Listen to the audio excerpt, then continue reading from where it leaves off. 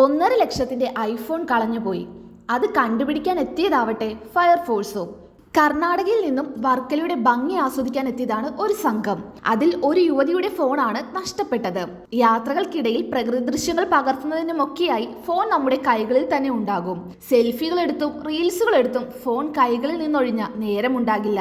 എന്നാൽ ഇതിനിടെ കയ്യിൽ നിന്നും അത് താഴെ പോയാലുള്ള അവസ്ഥ എന്തായിരിക്കും? അതും 1.5 ലക്ഷം വിലയുള്ള ഐഫോണും.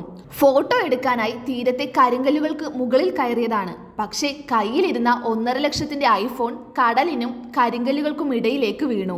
ശക്തമായ തിരമാലകൾ ഫോൺ തിരിച്ചെടുക്കുന്നത് ദുഷ്കരമാക്കി.